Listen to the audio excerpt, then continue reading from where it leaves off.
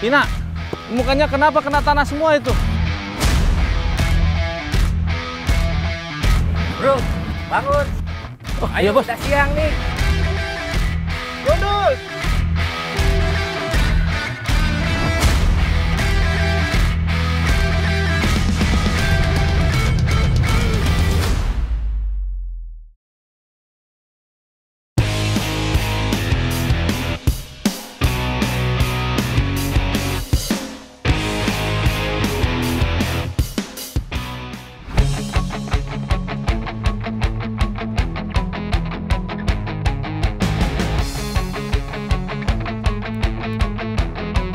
Takjub dan bangga, kira-kira itu yang pertama kali kurasakan saat menginjak kaki di sirkuit Mandalika, Provinsi Nusa Tenggara Barat. Setelah 20 tahun lebih absen, kini Indonesia kembali akan unjuk gigi menjadi salah satu tuan rumah gelaran bergengsi MotoGP. Wah, meskipun cuma pekerjaan serabutan seperti aku, sing penting aku bisa turut serta menyukseskan acara besar iki yo. Ya opo carane lur? Jadi pembalap yo ndak mungkin. Jadi tim mekanik juga cuma sebatas cita-cita.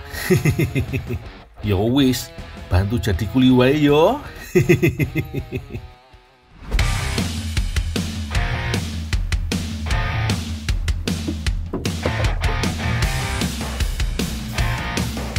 Nah, iki lur, cara aku berkontribusi dalam gelaran MotoGP di Mandalika Maret nanti.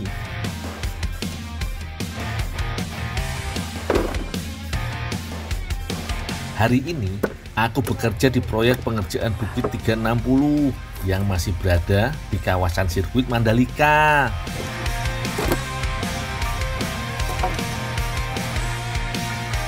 Dinamakan Bukit 360 karena letaknya yang berada di tengah-tengah lintasan balap. Dari bukit ini, tampak pemandangan sirkuit secara 360 derajat. Keren lur! Di tempat inilah akan dibangun tribun untuk penonton VVIP. Saat ini, pengerjaannya sedang dikebut pagi, siang, malam, supaya semuanya siap digunakan di bulan depan. Patok beton dan pondasi awal sudah mulai terpasang iki lur. Wanase pol. Rasane hampir-hampir mau pingsan kerja di sini lur. Wis, daripada ambruk mending aku izin istirahat dulu ayo.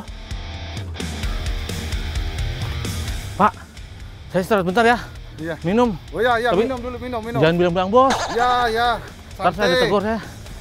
Ya, minum dulu. Hah?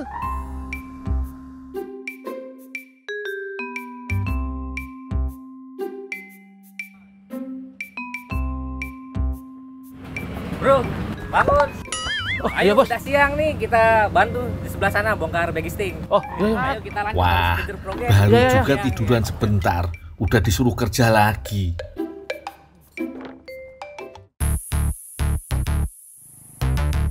Ternyata kerja di proyek itu susah dan melelahkan lur.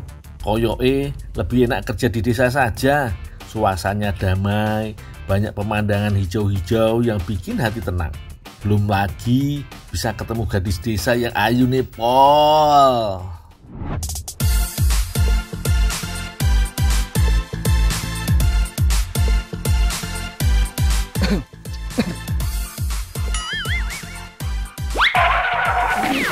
Malah nyusruk. Sakitnya sih nggak seberapa, malunya itu lur. Kamu nggak apa-apa, Dul? Nggak apa-apa mbak, nggak apa-apa. Kok bisa nyusruk sih? Iya mbak, meleng mbak. Habis ngeliatin mbak manis sih. Bantuin saya yuk, mau nggak? Bantuin apa mbak? Ini ngupas kulit sukun. Oh, ngupas sukun. Iya. Obat apaan mbak? Ada deh pokoknya. Ayo. Wah, boleh, rezeki Pak. emang nggak pernah salah tujuan.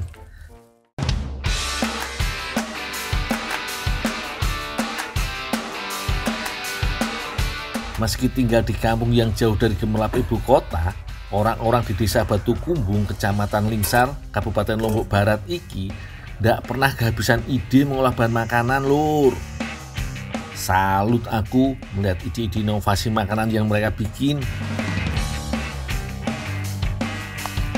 Seperti hari ini, Mbak Nana mau bikin nasi mentai khas Jepang yang dikombinasikan dengan kulit sukun.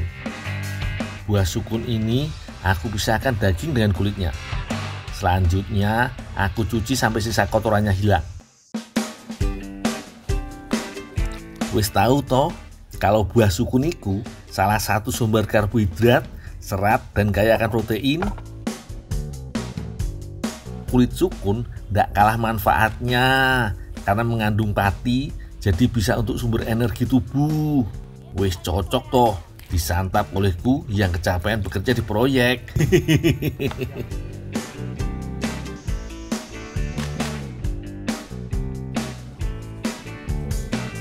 Kulit sukune wis beres aku iris sesuai dengan pesanan Mbak Nana.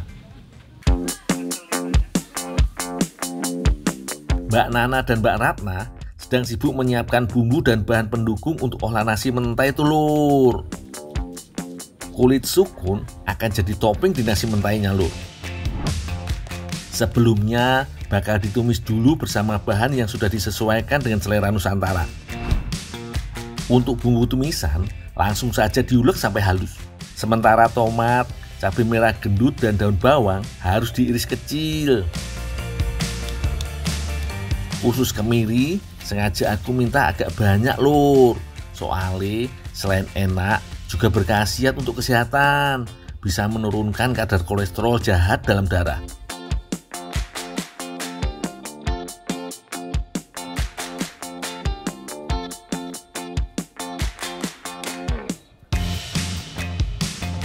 Mbak, ini Mbak, sukun sama kulitnya udah tak cuci, udah tak potong-potong. Oh ya, makasih Ndul. Ada yang bisa aku bantu lagi, Mbak? Udah nggak ada. Nanti kalau masakannya udah jadi, nanti aku panggil. Oh ya, tak tinggal dulu ya.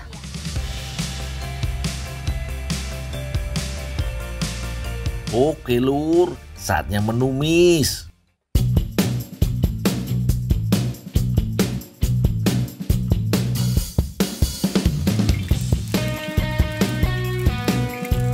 Diawali dengan kulit sukun yo, soalnya teksturnya keras, jadi butuh waktu untuk sampai lunak. Setelah itu, masukkan bumbu tumisan dan aduk terus sampai warnanya berubah kecoklatan yo. Masukkan sisa bahan yang sudah disiapkan tadi dan masak sampai semua bahan matang sempurna.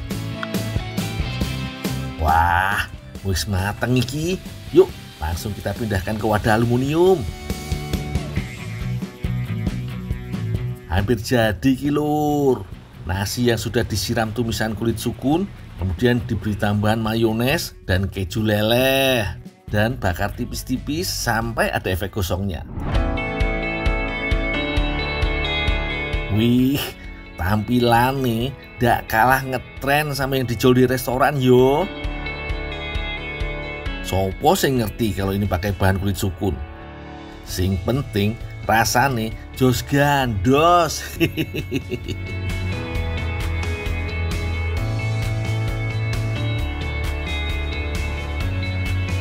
Nasi mentai kulit sukun iki punya rasa yang istimewa. Kombinasi rasa gurih pedas dan tekstur kulit sukun menciptakan sensasi tersendiri ketika dimakan lur. Aku yo jadi kepingin nambah terus iki lur. Yang di rumah jangan liatin aja toh. Ayo coba masak ini juga. Ben tahu enaknya makanan iki.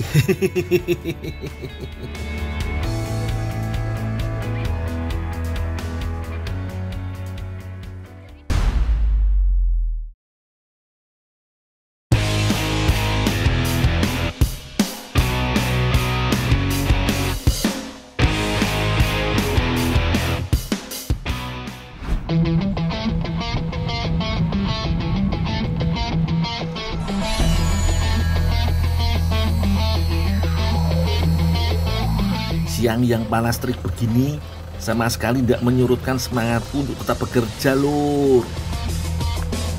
Ayo dicangkul. Tempatku bekerja telah sukses membuat mata dunia tertuju ke Pulau Lombok, Nusa Tenggara Barat. Ayo tanam rata semua.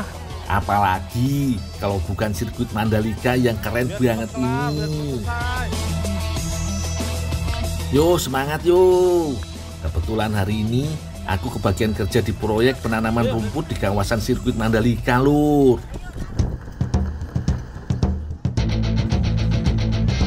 Di kawasan dengan luas lebih dari 1000 hektar ini, masih banyak bagian yang harus dipercantik sebelum gelaran MotoGP dimulai, Lur. Seperti kawasan sekitar pedok alias garasi markas setiap tim balap ini yang sedang ditanami rumput. Dirapi ini, Nak. Uniknya, mayoritas para pekerja ini adalah ibu-ibu dari desa sekitar sirkuit, Lur.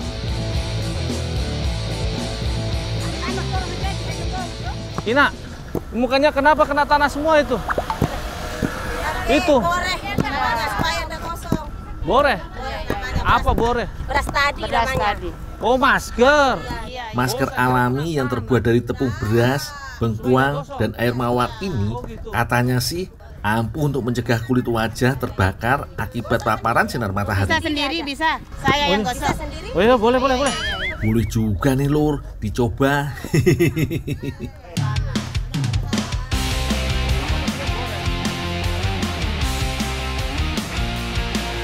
Yaudah, Bu. Saya bantu nyangkul dulu aja, Bu ya. Ya.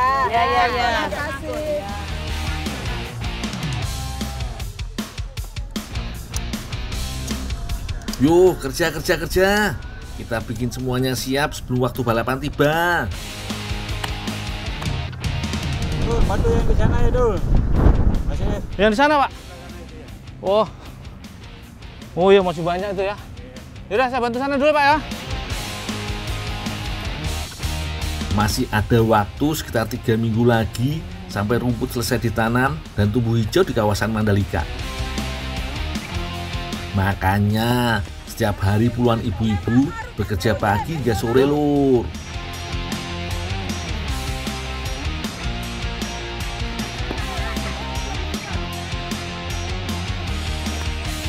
Oh iya, habis ini aku mau main ke kampung dulu yo. Sekalian mau istirahat dan makan, Lur. Bu, hari ini aku izin ya, Bu. Setengah hari aja, Bu ya. Aku mau masak-masak nih. Ya. Oh, nanti gampang aku makan enak ya. Ya, aku cabut dulu ya.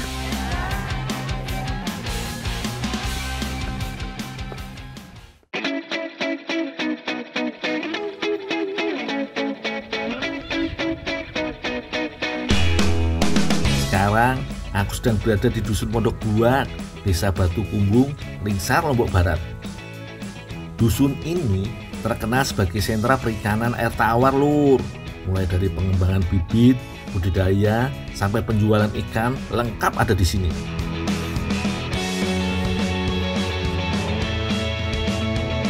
Dul! Sini, Dul! Gondol, sini! Sopo yo? Kayak ada yang memanggil-manggil dari belakang. Dul! Sini, Dul!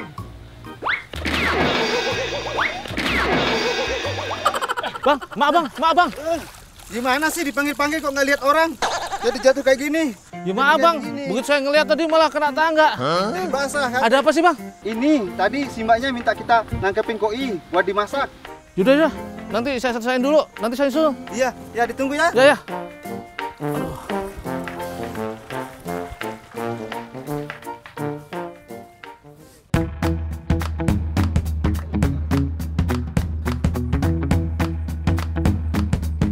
Udah bang, Minta tolong bantu nyotir bibit koinya yuk. yang gimana? Yang diambil yang gimana? Yang polos-polos. Oh yang polos-polos? Iya, yang polos-polos. Oh ya. Selain ikan konsumsi seperti lele, nila, dan mujair, Desa Batu Kumbung juga menghasilkan ikan hias seperti jenis ikan koi ini, Lur. Uniknya, ikan koi di sini dijadikan ikan konsumsi, Lur. Tapi hanya bibit ikan koi yang tidak lulus sortir aja kok yang jadi lauk makanan warga setempat. Biasanya yang coraknya tidak bagus macam iki, Lur. Sejatinya ikan koi termasuk kelompok ikan karper atau ikan mas. Hanya saja corak unik yang membedakan koi dan ikan mas pada umumnya. Apalagi di negeri Jepang sana lur, ikan koi menjadi simbol kasih sayang dan persahabatan, sehingga punya nilai yang cukup mahal. Bibit ikan koi yang lulus sortir saja harganya mencapai ratusan ribu rupiah per ekornya, apalagi yang sudah besar. Dul, Ya bang, ikannya sudah dapat banyak ya? lumayan bang. Oh ya, tadi mbaknya bilang Gundul disuruh bersihin ikannya terus digoreng itu. Oh iya bang. Kalau ikannya sudah banyak, disatuin aja. Oh iya bang.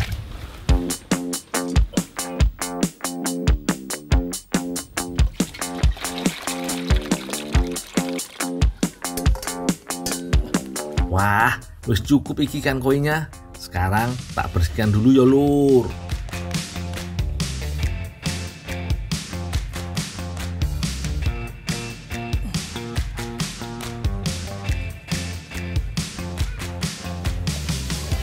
Meskipun masih kecil, koi-koi ini tetap harus dibuang dulu bagian insang dan isi perutnya agar lebih nikmat dikonsumsi.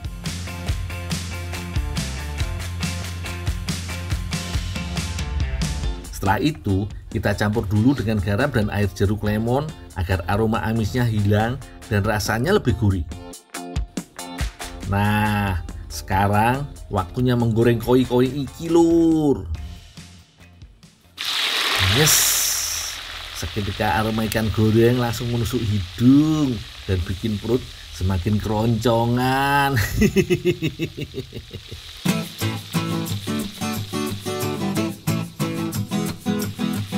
Goreng ikan selama kurang lebih 20 menit sampai warnanya berubah kecoklatan.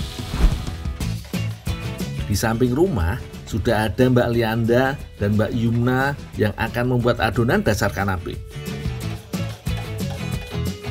Beberapa bahan yang dibutuhkan untuk membuat adonan kanape antara lain tepung terigu, mentega, susu bubuk, gula halus, telur ayam, dan pengembang roti. Sementara untuk membuat krim butuh mentega putih dan gula halus. Nggak ketinggalan, untuk pewarna alami oranye kita pakai wortel aja lur.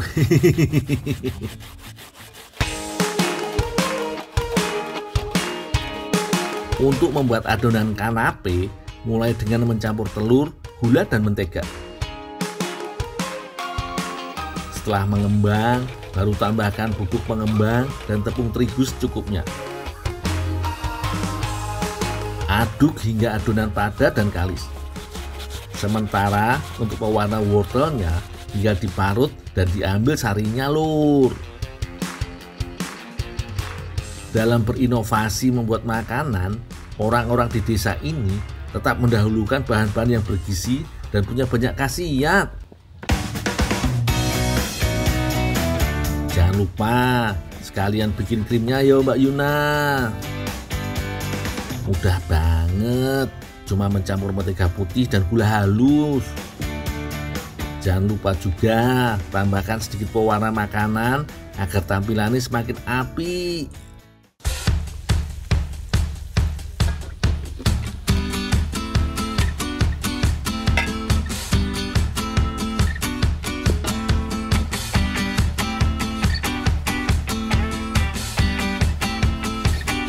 Mbak, ini mbak, bibi koinya mbak, udah digoreng matang mbak.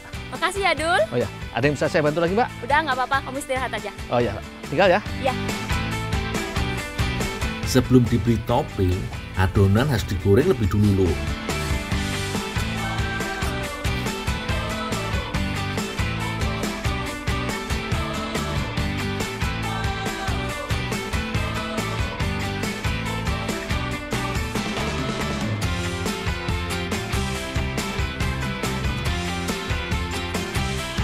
Goreng sampai adonan berubah menjadi kecoklatan yo.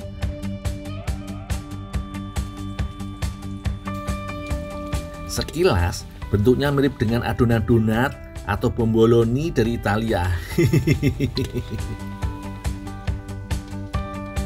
Sejatinya kanape adalah kudapan khas Prancis dengan adonan dasar yang menyerupai roti atau pastry. Sekarang tinggal olesi dengan krim dan beri baby ikan koi goreng di atasnya.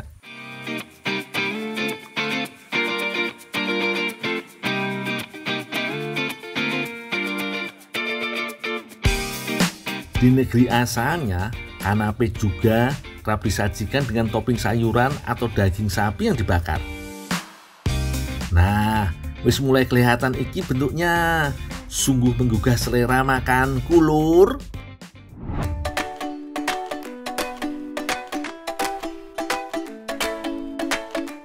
Wah, akhirnya jadi juga, lur.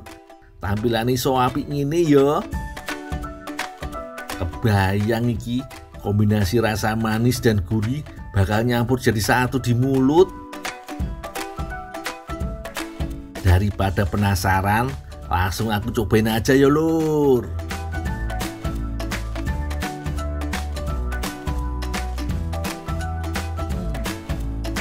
Sungguh pengalaman makanku yang tak terlupakan. Cuma di sini aku bisa merasakan baby koi goreng. Apalagi diinovasikan dengan kudapan khas Prancis. Renyah, gurih, manis, menyatu api. Top markoto pokoknya. Buat kalian yang penasaran rasanya, monggo dicoba resep kanape baby koi-nya di rumah. Selamat makan.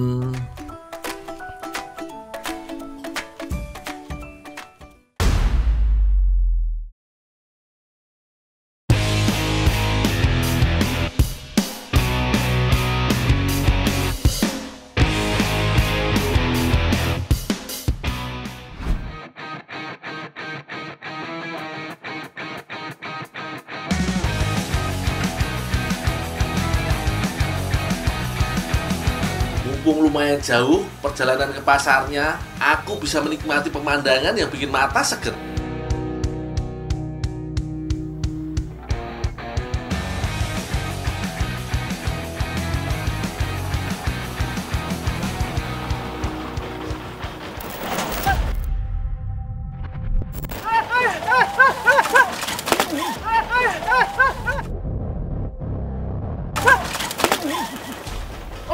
Gimana sih, Pak?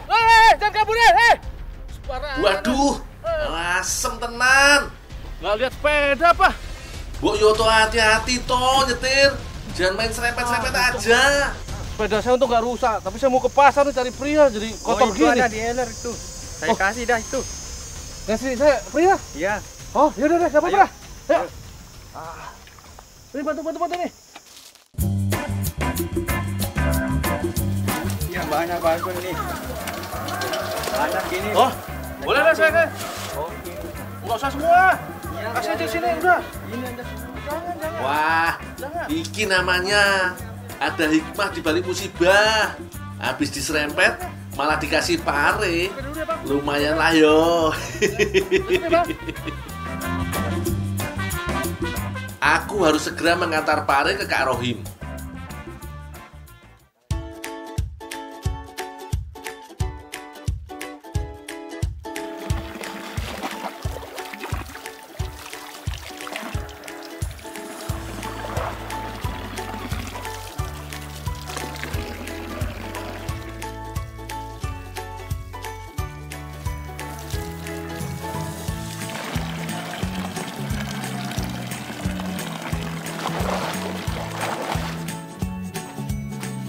Kak, ini Kak, buah prianya.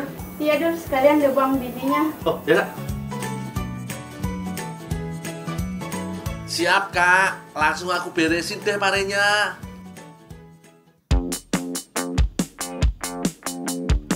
Ukuran pare hijau di sini lumayan besar yo. Panjangnya sekitar 20 sampai 30-an cm.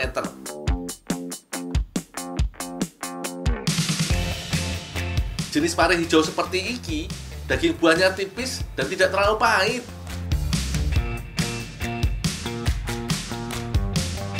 Pare termasuk tanaman yang mudah ditanam yo. Meskipun tanpa perawatan, selama tanahnya subur, si pria akan berbuah setiap minggu. Pare tidak hanya enak jadi makanan yo, Di negara lain seperti Jepang, Korea, dan Tiongkok, pare juga dimanfaatkan sebagai bahan pengobatan. Katanya sih bisa mengatasi gangguan pencernaan.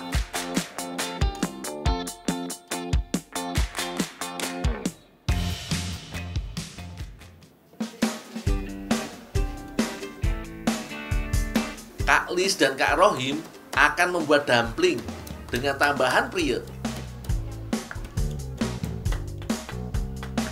Dumpling asalnya dari Cina yo. Sebenarnya ini makanan yang dibungkus dengan kulit berbahan tepung. Bentuk dan isi dumpling bisa macam-macam yo. Bisa sayuran atau daging-dagingan.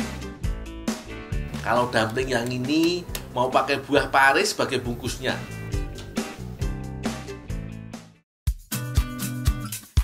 Tunggu sih. Sekarang buat adonan dumplingnya. Bahannya tepung terigu dan tepung maizena. Tinggal aduk sampai rata yo. Untuk bumbunya sederhana saja. Lada, bawang putih, dan bawang merah dihaluskan. Bawang-bawangan tidak hanya memperkaya rasa masakan loh, tapi juga bagus untuk kesehatan. Antara lain bisa menurunkan tekanan darah dan menjaga kesehatan jantung. Tambahkan garam dan gula yo. Jangan sampai bumbunya hambar.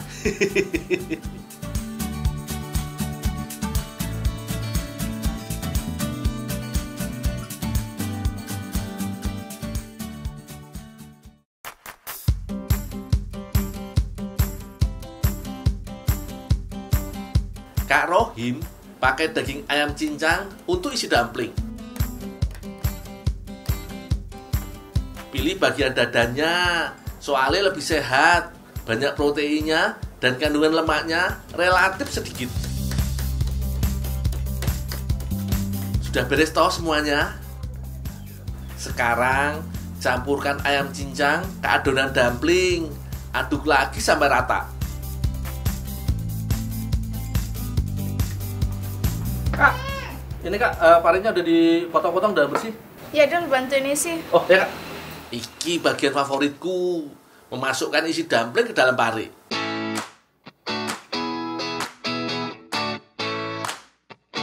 Rasa pare memang pahit yo, tapi jangan dipikirkan pahitnya.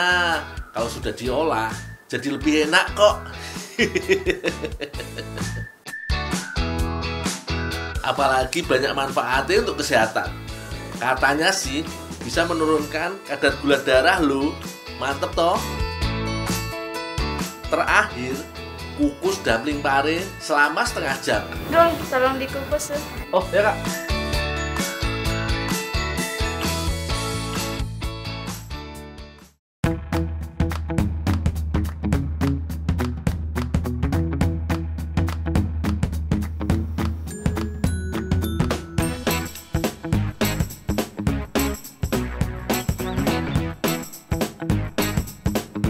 Pengukusan tidak hanya membuat bahan makanan matang dan teksturnya lebih empuk, tapi juga sekalian membunuh bakteri jahat.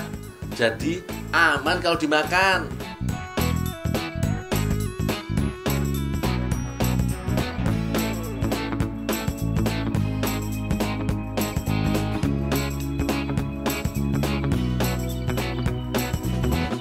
Wah, baru masuk dapur aja sudah kecium aroma gurihnya. Jadi tambah gak sabar nyobain.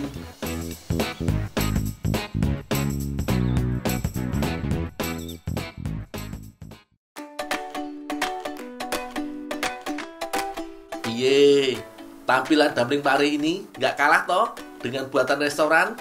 Yo jelas.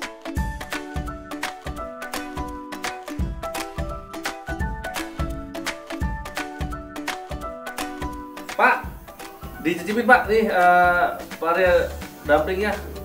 Ya. Terima kasih. Pria dumpling. Ayo Bu. Ayo. Sudah ngumpul toh? Langsung habiskan aja.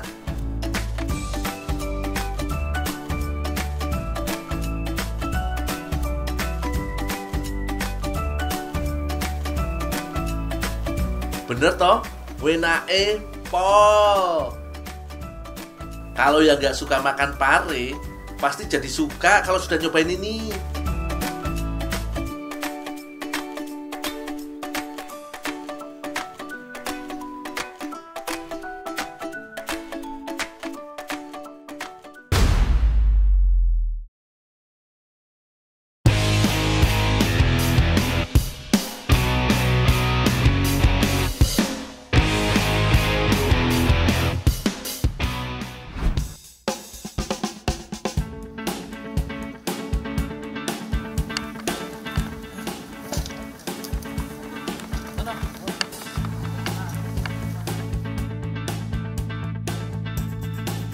Ada pepatah bilang, kalau bangunnya kesiangan, rezekinya bisa dipatok ayam.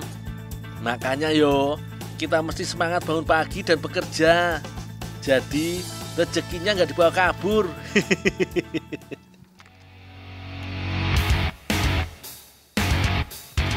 Kebetulan, pamanku di desa Sembalun, Lombok Timur, baru saja buka lahan baru untuk tanaman bawang. Sebelum masuk masa tanam bibit, biasanya tanah harus digemburkan dulu, kemudian diberi pupuk biar subur. Sana aja bang. Pupuk yang dipakai, yo yang aku angkut iki.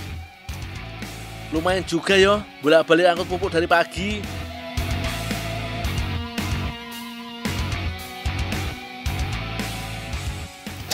Ya. Istirahat minum dulu. Oh ya, sebentar. Bang. Ya. Istirahat dulu, udah tinggal aja tuh. Ayo.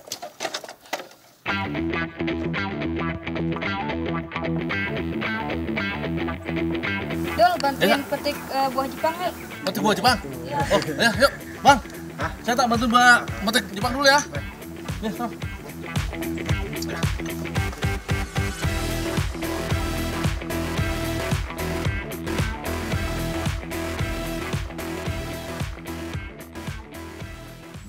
Ini Kak, Jepangnya? Iya ini. Yang dipetik yang muda atau yang tua? Yang muda tua juga bisa, kita petiknya yang ini. Oh. Aku petik yang ini, kamu petik yang itu. Yang semua dipetik ya? Oke. Oh, ya.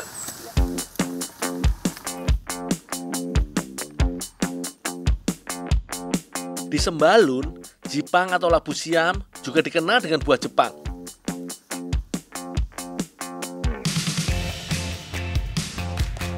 Tanaman merambat ini banyak ditemukan di sekitar kebun maupun rumah-rumah warga.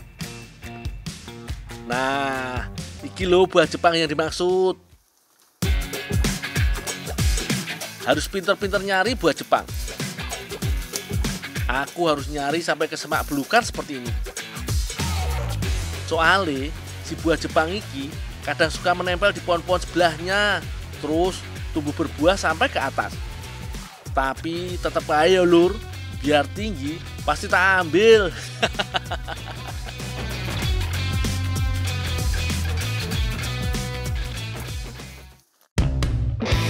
Bisa Kak, tapi tinggi banget. Sini aja dulu, di bawah. Bawah. Jepang atau labu tidak hanya enak dimakan, tapi juga banyak gizinya. Antara lain, mengandung asam folat yang bagus untuk ibu hamil dan kesehatan jantung kita. Vitamin B-nya juga akeh, jadi mesti gak rugilah kalau makan labu siam.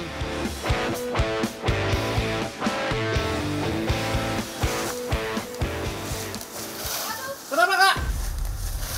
Kenapa Kak?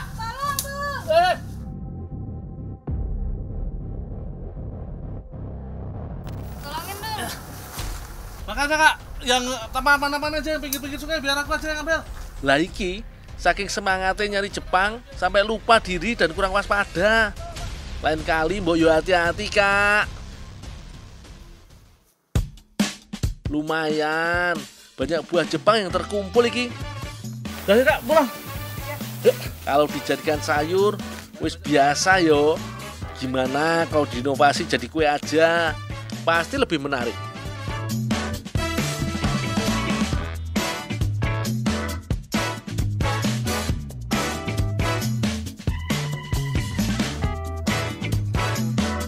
Sebelum diolah, iris-iris dulu yo, sekalian buang bijinya. Walaupun kelihatan bersih dan segar, semua buah dan sayuran wajib dicuci dulu ya lur.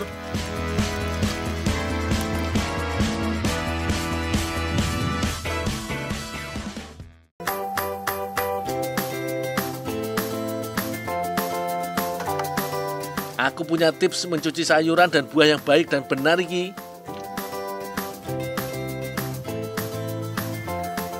Teman-teman, ada tips nih bagaimana membersihkan buah Jepang supaya dia rasanya jadi enak.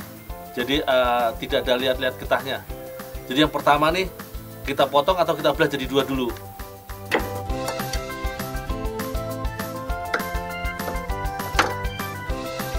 Boleh dipotong, boleh dibelah. Kemudian kita gosokkan satu sama lainnya.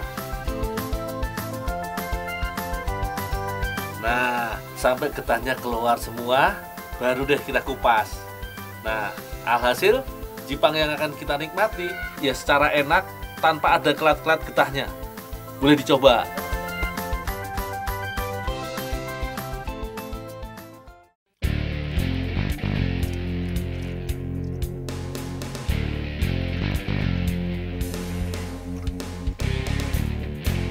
Setelah dicuci bersih, buah Jepang langsung diserut yo. Nanti hasil serutannya dicampur dalam adonan. Sebagian lagi jadi topping kue. Teman-teman, nih tips kedua untuk memasak Jepang atau labu siam supaya enak. Nah, setelah diserut begini atau diiris-iris, kita harus remas-remas dulu supaya nanti hasilnya teksturnya lembut dan kadar airnya berkurang banyak.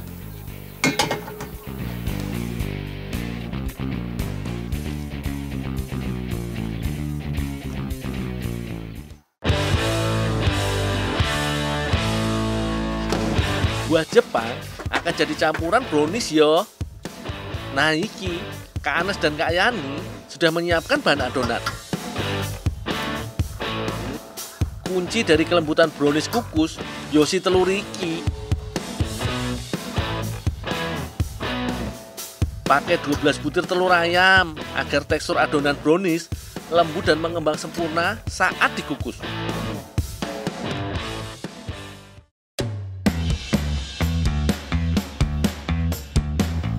Langsung dikocok wae yo. Jangan sampai adonannya pecah. Ojo lali, bahan penting lainnya. Iki namanya pengembang kue atau SP. Gunanya membuat adonan tidak bantat dan keras setelah dikukus.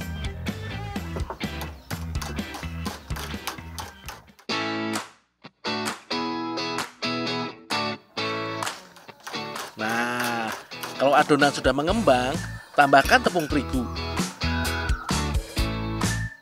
Jangan lupa pakai minyak sayur sebagai pelembut adonan.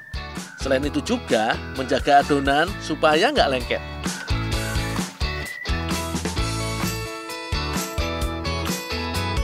Kak Yani sudah hampir selesai mengolesi cetakan kue dengan mentega.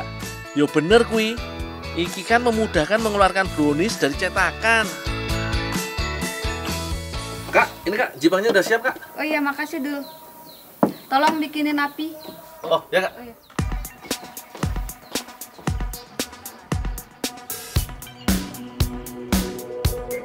Waiki, bahan utamanya sudah datang. Sekalian dicampurkan ke dalam adonan brownies. Karena bentuknya serutan, bisa membuat tekstur brownies sedikit beda.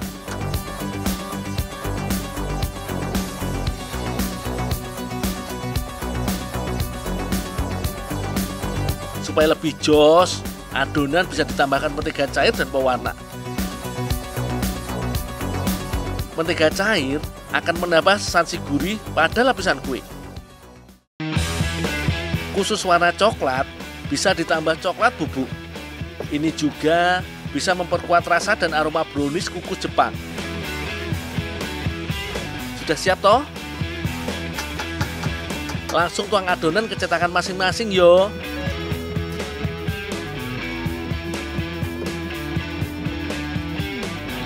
Satu langkah lagi, baru browniesnya siap disantap. Udah Kak, waktunya dikukus.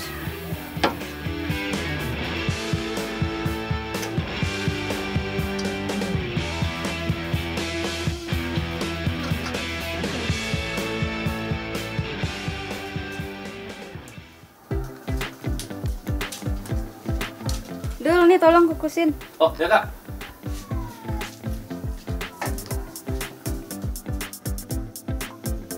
Tugasku tinggal mengukus brownies. Yo, kira-kira 30 menitan aja.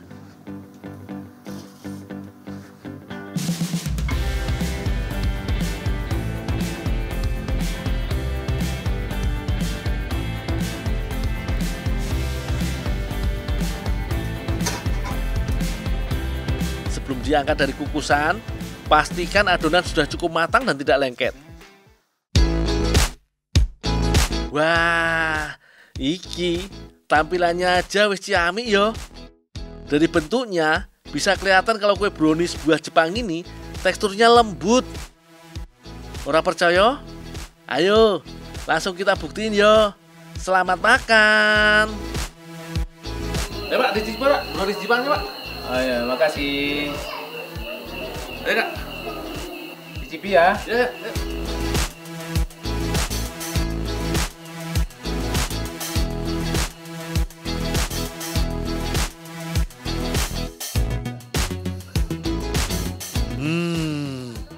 Enake pol. Bener toh? Browniesnya sangat lembut dan lumer dikunyah. Ada sensasi tekstur unik dari serutan buah Jepang.